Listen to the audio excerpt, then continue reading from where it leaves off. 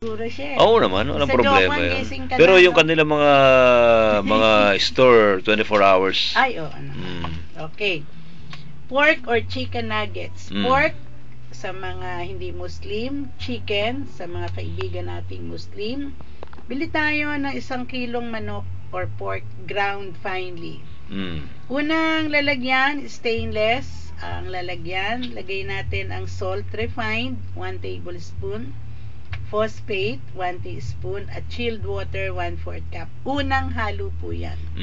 So, lalagkit po ang karne. Then, lagyan po natin ng mga organic fibers. Lagyan po natin ng textured soy protein, 1/4 cup. Isolate, 1 tablespoon. Carrageenan, 1/2 teaspoon.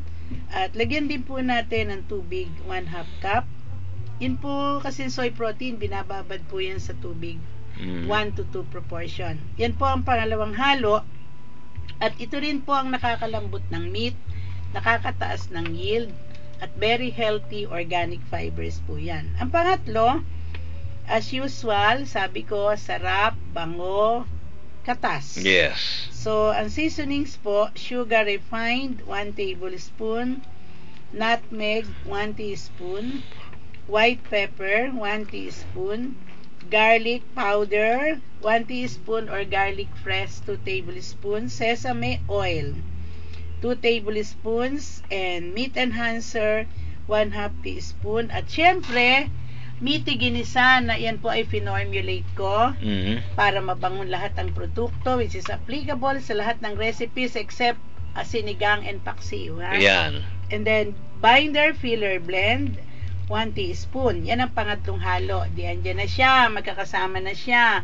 Imagine niyo lumagkit, dumami, sumarap, bumango, kumatas. Ilapad na, ilagay natin sa isang malapad na tray. I-flat natin, no? Tapos, para ba yung biko na inilapad? Opo. Okay. Then, takban ng plastic or aluminum foil. Lagay natin sa freezer. At pagkatapos, overnight, at titigas siya. Correct. Pag matigas na, hiwain natin siya, yung para bang panghiwa ng pizza pie.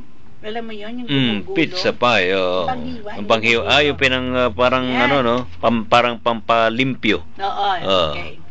Tapos, hati-hatiin natin, ang 1 kilo po lalabas 50 pieces of nuggets. Ang puhunan, 333. Again, 666.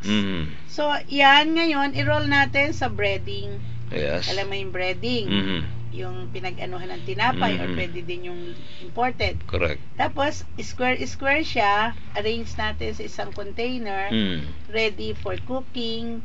Then, lagay natin sa freezer. Yes. Then, ang ganda pong pambaon yan sa inyong mga anak. At yan po ang ating nuggets na ang mga ingredients.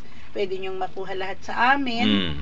Pati packaging material. Kasi, kami po yung naglalahad dito ng technology, hindi lang para sa kusina, kundi negosyo sa kusina. Yes. Pambaon ng anak. And healthy nuggets na pangkabuhayan. Ayan. So, yan ang ating nuggets.